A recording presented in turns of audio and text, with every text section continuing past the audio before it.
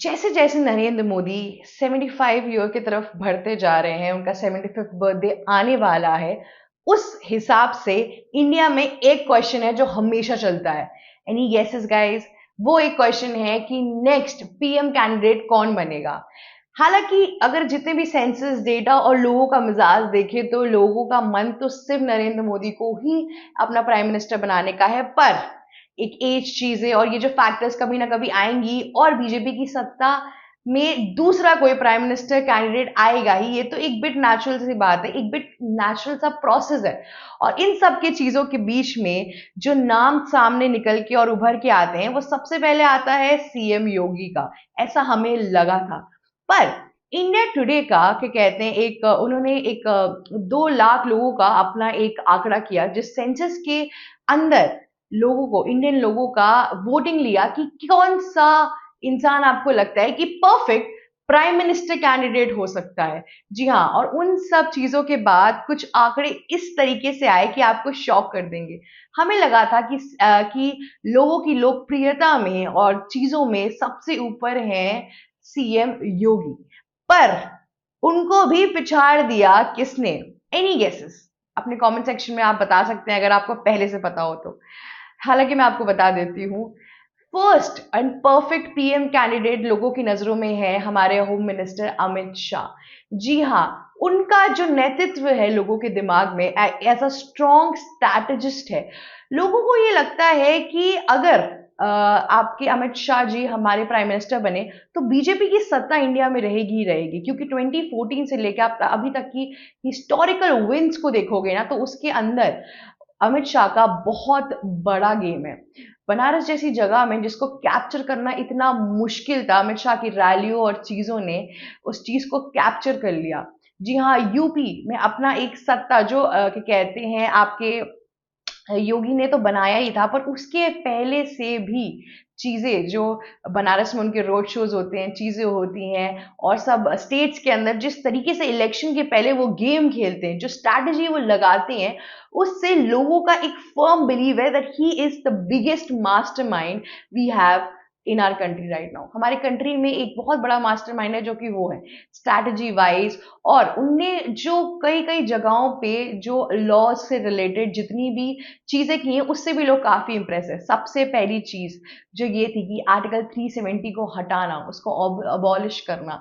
जी हाँ, कश्मीरी पंडित को जो हौसला मिला उसके बाद से, और कश्मीरियों के साथ जो उनके स्पेशल स्टेटस को हटाया गया इन एवरीथिंग, इससे इंडिया की जनता बहुत ज्यादा इंप्रेस हुई थी। इससे इंडिया के लोग काफी ज्यादा इसके खिलाफ थे बहुत टाइम से, पर ऐसी कोई चीजें हमारे सामने नहीं आ पा रही थी जिसके चक्कर में चीजें नॉर्मल हो, लीनियंसी हो। पर ये काफी अच्छा माना गया, ये कंप्लीट डिसीजन तो उनका था। उसके बाद से सीए आया था जिसपे बहुत कॉन्फ्लिक्ट भी हुई थी, पर लोगों को ये जो माइनॉरिटी इश्यूज से रिलेटेड एक उन्होंने जो लॉ पास करवाने की कोशिश की थी, इससे लोग काफी इंप्रेस हुए थे। And these are some reasons, इन सारे रीजंस की वजह से ही अमित शाह इतने लोकप्रिय उसमें बैकग्राउंड में रहते हैं।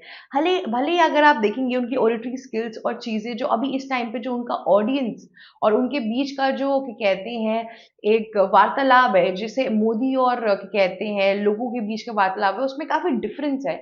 अमित शाह इतना सामने आते नहीं है, पर अभी कुछ सालों में अगर आप देखेंगे तो उनके इंटरव्यूज, उनके स्पीचेस, उनकी चीजें काफी हद तक होने लगी है। पर जनता को ये है कि जब तक अमित शाह बीजेपी में है और अगर उनको प्राइम मिनिस्टर बनाया गया तो बीजेपी की सत्ता ही चलेगी, और लोग इस टाइम पे कांग्रेस को बिल्कुल भी नहीं चाहते हैं। एक एंटी, अगर आप 60, आप समझ लीजिए 70-30 का एक रेशियो चल रहा है इस टाइम पे एंटी होने का। हालांकि पिछले इलेक्शन में ऑपोजिशन ने काफी अच्छा परफॉर्म किया था, फिर भी अगर आप सेंसेस और डेटा की माने तो अभी भी लोगों के दिमाग में नरेंद्र मोदी और बीजेपी ही चल रहा है, क्योंकि एक तरीके से ये हिंदुत्व का एक गढ़ है। लोगों को लगता है कि अगर बीजेपी चली जाएगी तो जो हिंदुत्व इतने टाइम बाद राइज किया है, जो उसमें एक उछाल देखने को मिला है सनातनी धर्म और चीजों को लेके, वो सब चीजें कम हो जाएंगी। इसलिए सबसे पहली और आइडियल चॉइस लोगों की थी अमित शाह विद 28%। नेक्स्ट आ गए हमारे विद 26% सीएम योगी आदित्यनाथ। जी हाँ, वे गोरखपुर से हैं, नाग संप्रदाय के हैं। उनकी एक मॉन्क जैसी जो छवि है, वो काफ़ी एक यूनिक ऑरा ऐड करती है। उनके कंप्लीट अटायर, कंप्लीट ऑरा पर लोग जिस तरीके से उनको पर्सीव करते हैं, वो एक क्या कहते हैं सनातनी क्या कहते हैं धर्म का एक जो फ्लैग बेरर के नाम पे इस तरीके से करते हैं।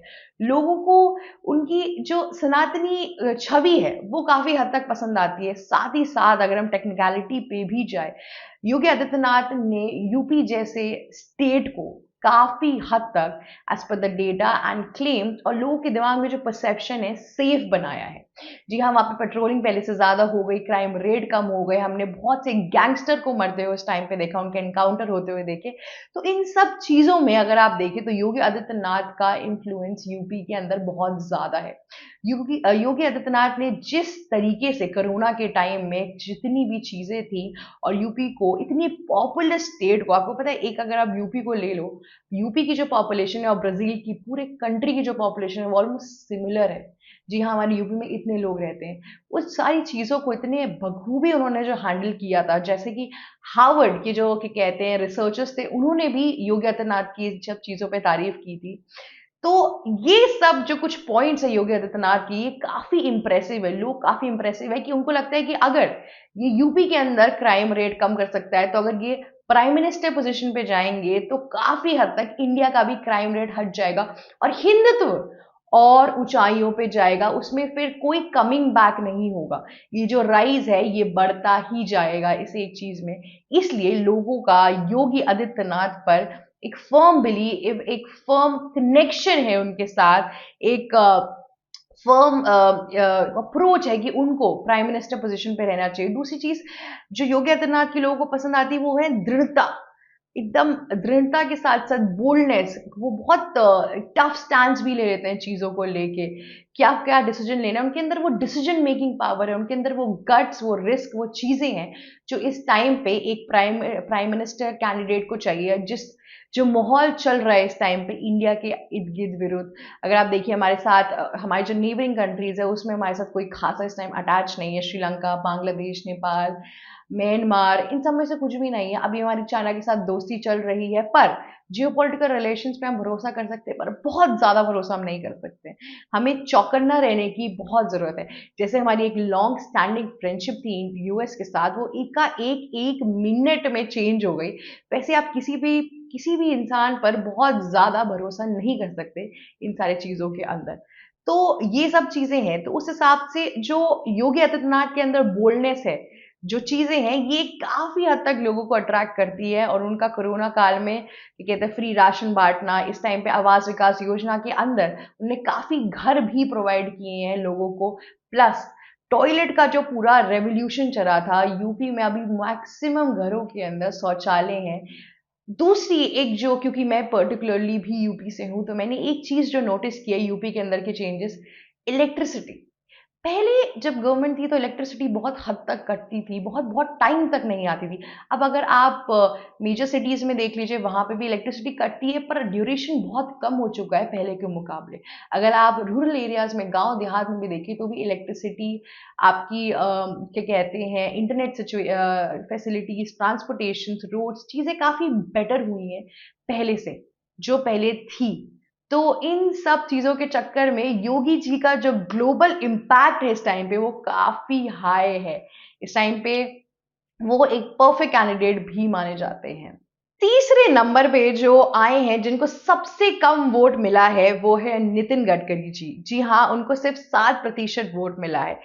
पर मैं आपको ना इसका एक अलग साइड बताती हूँ। नितिन गडकरी एक फिनोमिनल रोड मेकर है। He is phenomenal. अगर आप ध्यान से देखिए तो उन्होंने 5 से 6 सालों में जितना डेवलपमेंट इस टाइम पे किया है इंडियन हाईवेज और चीजों का, वो एक तरीके से आपकी सोच से भी बाहर है। लोग चाहते हैं कि वो उसी काम में लगे रहे। नितिन गडकरी के वजह से इंडिया के रोड और हाईवेज इतने अच्छे बने हैं, इतने अच्छे इंफ्रास्ट्रक्चर हो चुका है इस टाइम पे कि आप दिल्ली से मुंबई जा सकते हैं, मुंबई से पुणे, कहीं पर भी आप बाय रोड, पूरे इंडिया में लोग अब ट्रैवल करने लगे, रोड ट्रिप्स, चीजें। अगर आप देखिए तो उन नितिन गडकरी के आने के बाद से सिक्किम जैसी जगहों पे कितना डेवलपमेंट हुआ है। नॉर्थ ईस्ट, हम हमेशा कश्मीर के डिस्प्यूट में इतना ज़्यादा फँसे रहते थे कि नॉर्थ ईस्ट हमारे हाथों से रुक जाता था, हो जाता था। पर इस टाइम पे जो क्या कहते हैं, सिक्किम में अगर आप देखेंगे थ्रू आउट द ईयर इतनी अच्छी डेवलपमेंट, इतने अच्छे रोड्स बने हैं। इस टाइम पे आप सोनमर्ग के टनल्स को देख लीजिए, चीज़ें देख लीजिए कश्मीर के अंदर। तो आप अगर पहाड़ों का भी कनेक्टिविटी और एरियाज़ देखेंगे, चीज़ें देखेंगी, तो वो भी बहुत अच्छी इस टाइम पे बनी है। साथ ही साथ नेशनल हाईवेज़ और जो चीज़ें बनी हैं वो रोड ट्रिप, टूरिज्म, इन सब चीज़ों को इतना अट्रैक्ट करता है काफ़ी हद तक, इसने इंडिया की टूरिज्म को और बूस्ट किया है। यहाँ के रोड और इन सब चीज़ों को और अच्छा किया है। तो इस वजह से काफ़ी एक्सपर्ट्स और लोगों का यही मानना है कि नितिन गडकरी को कहीं और नहीं, सिर्फ और सिर्फ इस एक काम में लगना चाहिए। क्योंकि अगर वो रहेंगे तो इंडिया रोड किंग बन सकता है। एक कंट्री जिसमें इतने ज़्यादा लूप होल्स हैं, गड्ढे हैं, चीज़ें हैं, उसका हाईवे और रोड भी कुछ आने वाले कमिंग ईयर्स में और सुधर सकता है। तो ये सब चीज़ों की वजह से भी लोग नहीं चाहते हैं कि वो प्राइम मिनिस्टर बने। दूसरी चीज़ ये भी है कि नितिन गडकरी का कभी भी अगर आप देखोगे ऑडियंस के साथ इतना एक्सपोज़र नहीं हुआ है। वो कभी भी आमने-सामने, मतलब उनके इंटरव्यूज़ होते हैं, चीज़ें होती हैं, पर उन्होंने कभी ख़ासा तरीके से या फिर बहुत ज़्यादा बारी कभी ऑडियंस को क्या कहते हैं एड्रेस नहीं किया है। उनसे इतनी बातचीत उनकी कम रही है थोड़ी। वो अपने काम से, संयमता से मतलब रखते हैं ज़्यादा। वो एक टेक्निकल इंसान है। टेक्निकल इंसान को अगर पॉलिटिक्स में लाओगे तो चीज़ें थोड़ी मिंगल अप हो सकती है। इसलिए लोगों का थोड़ा कम बिलीव है इस एक टॉपिक पे कि उन्हें प्राइम मिनिस्टर बनाना चाहिए। हालाँकि लोगों के अंदर उनके लिए प्यार, स्नेह और रिस्पेक्ट तो उतनी ही है, पर फिर भी ये एक डिफरेंस है बाकी दोनों पॉलिटिशियन से और नितिन गडकरी से। He is a technical man and he is more of a bureaucrat than, अगर आप एक पॉलिटिशियन देखें तो। तो फिर ये थी आज की कुछ बड़ी और इंटरेस्टिंग खबरें कि कौन बन सकता है अगला prime minister candidate, best prime minister candidate. I hope आपको ये वीडियो अच्छी लगी हो, और अगर आपको ये वीडियो बहुत अच्छी लगी तो प्लीज लाइक, शेयर, सब्सक्राइब और कमेंट करना मत भूलिएगा। जैसा कि मैंने पहले भी बोला है, आपके वैल्यूएबल कमेंट हमारे लिए बहुत मैटर करते हैं। Thank you so much. ABC Hindi news, आज ही जुड़िए हर खबर के साथ